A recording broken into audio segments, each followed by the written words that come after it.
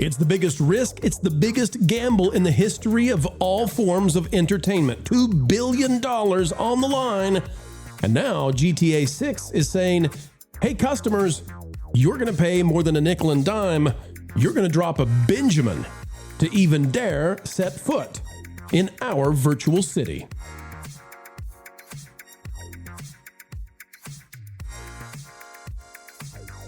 What a day, what a great day to be alive, folks. It's the most interesting time in the history of mankind, and we are here to break down all of it for you when it comes to pop culture, entertainment, and yes, gaming. It's been a few days since we've done a topic on video games, but we're happy to be there right now.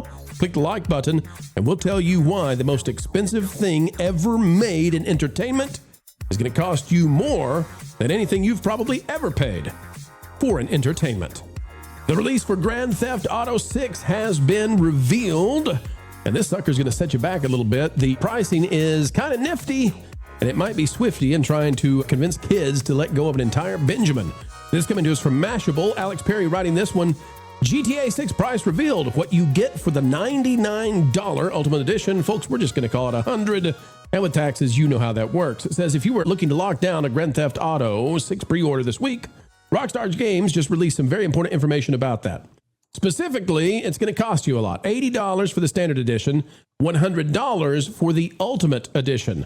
But here's the deal. It turns out you pretty much have to have the $100 edition, or else you are going to be missing out on a huge part of the game, including parts of the map you can't go to unless you pay the $100. Rideout customs are locked behind the $100. One-Eyed Willie's Mod Shop, Stock 305. The Salon, Eric Fang Tattoos, and way, way more. Vehicles, areas. It is going to be a huge thing if you don't have the entire thing. Now, why are they doing this? Why are they going to essentially charge 100 schmackerels for the kiddos to get out there and start running over peeps again? Well, because of this. Look at the price that they've paid to make this game. And this is why this is the biggest gamble in the history of entertainment. I mean, when we talk about movies, for example, when we talk about stuff like The Rise of Palpatine with a price tag of like $650 or $700 million, or when we talk about Lord of the Rings, we talk about Avengers, Avengers, it might cost $700 million, but good Lord, that doesn't even come to the halfway point of Grand Theft Auto. They have $2 billion and 13 years invested into this. If this does not win, they all are going down. In fact, folks, if we were to compare this to the most expensive structures ever built on the planet, this would be the 15th most expensive structure ever built, and it's a video game. Pac-Man got real expensive real fast. So here's the deal. I would say that if Grand Theft Auto goes belly up, so does their distributors, so does the studios, Rockstar, Take-Two, everybody is in trouble. This game must win. There is too much. Like, they have bet the entire house. They have bet multiple houses on this, and they're betting that kids will put in $100. There's two aspects, guys, that I'd like to talk about here. One is whether or not you think people will be willing in the numbers they have to have. They have to have, you divide $2 billion by $100 and you'll figure out how many people have to buy this game for them to break even. But, and by the way, they can do that over like 10 years. The timeline here is crazy. Maybe. AI can change a lot of this and they might be screwed. But the other part of this, Culture, I want to go to you first. The other part of this is they're also gambling with whatever is in this game. If they bet on woke, the amount of money they could lose by going woke or by trying to be socially correct, politically correct, there is a certain tenor of these Grand Theft Auto games, and if they've changed it for the era we just went through with Sweet Baby and all that stuff, this could get real ugly real fast, and the amount of money on the line is beyond anything we've ever seen before, ever in entertainment. Your thoughts, Culture? I would think that a point of contention is going to be the fact that I'm going to pay $100 for this game and I'm not getting a physical copy of the game. Now, is that for sure? Because there are rumors that they might put out, a disc somewhere, some way, somehow, blah, blah, blah, blah. How? If you're buying this, if you're pre-ordering it, they're delivering it digitally. How are you getting a physical copy? You going to turn that code in for a disc? And look, this all leads into what you were saying. At $100, if everybody goes for the $100 edition, which includes everything, including the extended areas of the map, the rest of the story, let's say, this is like a game with built-in DLC that you may not be able to get in the future unless you buy it all at once. You got to buy the 100. I mean, the 80 is silly. Yeah. I don't know why they even did the 80 except to insult, people who have to go with 80. I don't know what the point is. And then you have to, they need to sell 20 million copies of this game. How many copies of the GTA 5 did they sell across? Say that again. How many copies did you say, Culture? I think it's 20 million copies. There are people who fell out of their chair right then. Let me run the math on that. You said 20 million copies, okay? Well, 20 million. That's a guess. Times 100. Yeah. Hang on, I'm going to tell you. That would get them, get them to 2 billion. But that's not a return on investment then. That's that's literally just break even. Break even. And that's if they don't, again, if there's very little cost to the plastic box they're selling you, and the cover. So maybe let's say they're going to miss $1 out of that 100. So they're only getting $99. It doesn't matter. The point being, by not producing a disc, that's another way that they save money, and they don't do the customers any service. It's all about control. They're trying to turn this into a subscription model, which is what eventually GTA 5 became with the online play.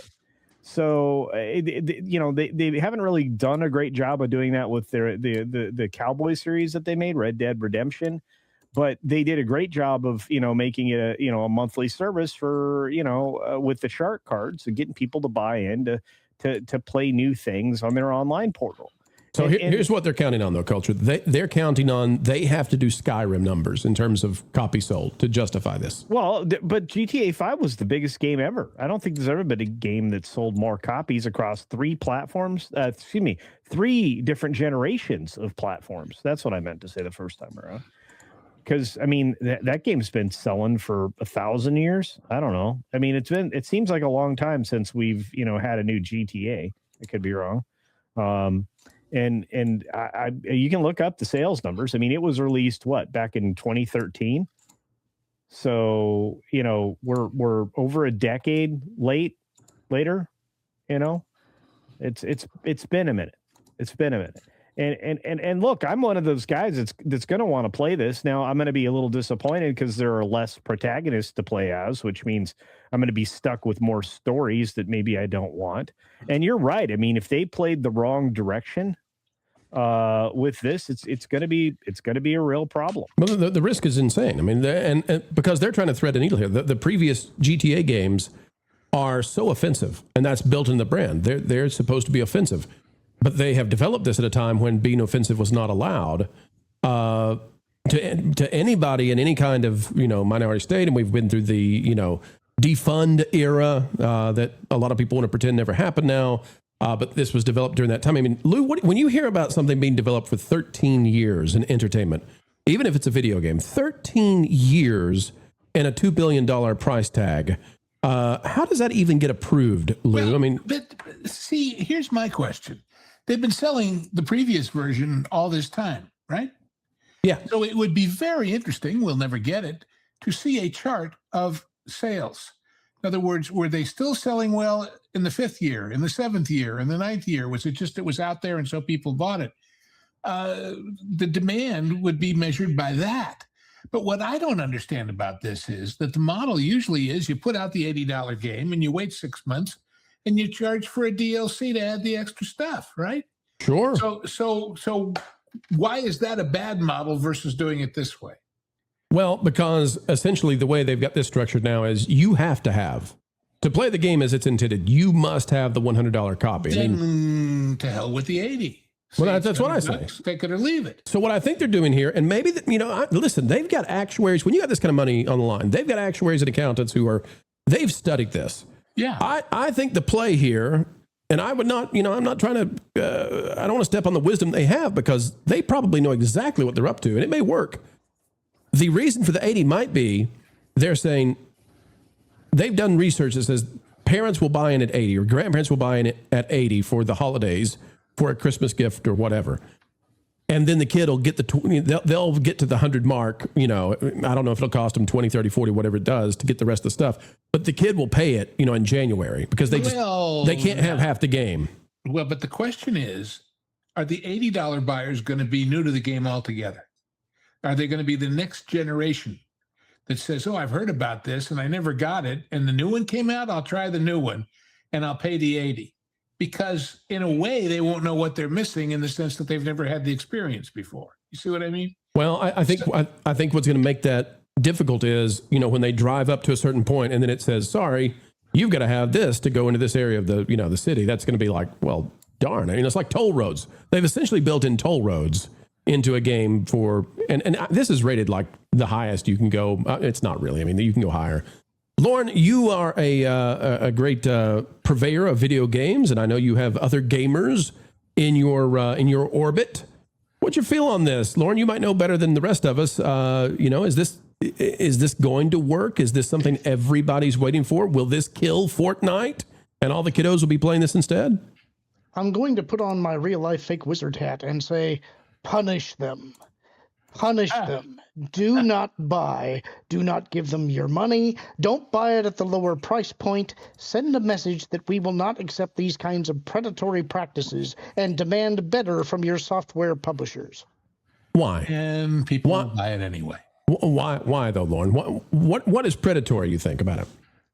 Right now, it started with DLC. It ended up going to live service games and everything else. They want to monetize every aspect of gaming in every way that they can. Lauren, just because you've told me now for a decade, ever since I knew you, way back in the day, you have been telling me that you got hosed buying that horse armor in Oblivion, and you've never let it go. Yeah. Did you know that in Return to Monkey Island, they give you a useless inventory item that is horse armor? Horse armor is really, way to go, Bethesda. It's still a meme. Still a meme to this day. Monkey Island, you mean the house that Lucas ignored, or Disney rather, when they bought Lucas. That's true. Way to go, Lauren. Geez. So, Lauren, nobody's going to actually do that, right? Like they're not going to. They didn't do it with Nintendo. They're not going to do it now. I don't think that's true. I think that they have tried really hard to push the $80 price point for new games. And I think a lot of people are saying no. They will wait. They'll wait years until you get to Steam sales, and then they'll think about purchasing it if they get over the anger at the predatory practices. You're right. There's some people that are always going to pay the premium, but I think that the economy's a lot tighter now. I think people have a lot of other entertainment options. People learned a lot during COVID about how to entertain themselves when all of the normal avenues were taken away. I got 2 cans and a piece of string, man. It was great. And I think AAA has shot themselves in the foot real hard in the last few years, and I think they're continuing to do so. So, Lauren, here's due for a crash. Here's why they're not coming out at 60. So if you run the numbers, they would have to have 33 million people buy this game at $60. And the problem with that is, they could do it, right? And they will do that over a very long period of time. But the problem is this game is so graphically intensive that it can only run on a few systems. And the PC master race, as they call them, is going to be hard pressed to get the parts now to upgrade to be able to do this because of the AI stuff. So that's why I think they had to increase this cost. Now, I'm not saying it's right or wrong. I'm just telling you, I think that's why the number is what it is. I think they're looking at 33 and saying, it might take us 8 years, 10 years. This is the exact same issue that has hit the Steam Machine launch, which is something that I'm very salty about. It's not Valve's fault, but I do blame the industry because the industry is pushing things in such a way where they do not want you to own local compute. They want to rent you compute time by moving everything to a service, software as a service. I do not want software as a service. I want to be able to do what I want to do with my computer that I own, that I can build and upgrade at my leisure to have the capabilities that I want for a price point that I agree to. If you're not going to give me that, then I'm going to look for every possible alternative to punish you until you get the message. Yeah, but. And my yeah, but is this. I have no idea. You guys might even have a number for this. The average avid gamer, however you define that, what do they spend a year? Oh, $200 to $400 right, maybe. So if my point is, they're not just giving you a higher priced game. they're freezing out their competitors because they're sucking up a bigger percentage of the potential draw. You see what I mean? Yep. So there's that, as a motivation too. They're saying when the end of the year is ended and people talk about who bought what and which company won, we win because nobody had any money left to buy the other guys. I don't think that's really working the way you think it does, because I think that Pro hit on the important part of the conversation here. I'm sorry, Lou, but I'm more apt to agree with him now that he agrees with me. He's a great negotiator. The publishers, the AAA publishers, keep pushing for greater graphical fidelity, which requires greater graphical hardware, which can't run it on Switch. Which is now becoming harder and harder to find because the AI data centers need them. And as such, AAA is dying in a lot of ways. They are charging too much. They are spending too much in trying to build these giant epics. When it comes down to gaming, fun is fun. If something has lower graphical quality but provides me with entertainment at a lower price point, I'm entertained. Well, I'm living proof of that, Lauren, because I still play Civilization 4. Because it's a better game than the two that have come since, even if it's not as sophisticated visually. Which is precisely my point. You see a giant influx of people doing retro gaming, emulating, playing older titles, and they're cheaper, and Steam sales are ubiquitous. Entertainment is just, am I having fun? And it turns out there's lots of ways of having fun. Great graphics are great, but great gameplay trumps it. And that means that these people are spending too much. By the way, folks, you can come check us out at the Southeast Game Exchange, July 17th through the 19th at Greenville, South Carolina, Friday, 2 p.m. to 7 p.m., Saturday, 10 a.m. to 10 p.m., and Sunday, 10 a.m. to 5 p.m. We'll be debuting a game that we've been developing behind the scenes and in an open beta for our members here on the channel. Come check it out. We'll be playing the game. It's a puzzle game, and we can't wait to show it off to you. You can come check it out. Again, Greenville, South Carolina, July 17th through 19th. Culture, you get the final word. I am going to say something controversial. That's not great for a final word. I will be not purchasing this game the day it releases. Unlike you mean the game that I developed? How dare you, sir? No. Yours is free. I'll definitely do that. Oh, thank you. I appreciate that. Yeah. I appreciate that. No. GTA. Power to the people. GTA 6. I will not be buying day one. I thought you were going to buy 3 copies. I'll not pre-order it. I won't buy it. I will watch other people play it for the story. I will be able to at least measure how woke it is, how much they gave into the messaging, and I'll be able to decide for myself if it's worth it. But the problem is that without a physical disc, and this would probably occupy 2 discs, it's that big of a game, there's no incentive for me to buy this game. Because and I'm not the only one. There are retailers that aren't going to sell the game because there is no physical disc with it. And I'm going to say it this way: despite what Zelnick told CNBC in an interview a couple of months ago, that there would be a huge physical presence for this game, just not a physical presence on disc of the game. I think there's bigger things afoot at the Circle K here. So, yeah. All right. Well, in that case, folks, we'll circle back to GTA 6. We'll find out if they've got more tricks up their sleeve to convince folks, consumers like Culture Casino, to pony up a Benjamin. Lauren says no. Lou says it's going to happen either way. And I say, folks, we'll pay attention to it because, again, it is the biggest gamble we've ever seen in the history of entertainment. $2 billion invested. And that's why they are charging an arm and a leg to get in to the latest adventures in Grand Theft Auto. You know, one of the greatest things we get to do each and every day is speak out and reach out to folks who don't know how entertainment works. And frankly, we think entertainment matters so much. It's why we do what we do. And you can help us send this out to even more folks. Click that like button, share, subscribe, and drop a comment down below. And wouldn't you know it, folks, we're even on Patreon. It's www.patreon.com/WDW Pro. We've got to go, but until the next time, keep learning, keep growing, and as always, keep having fun.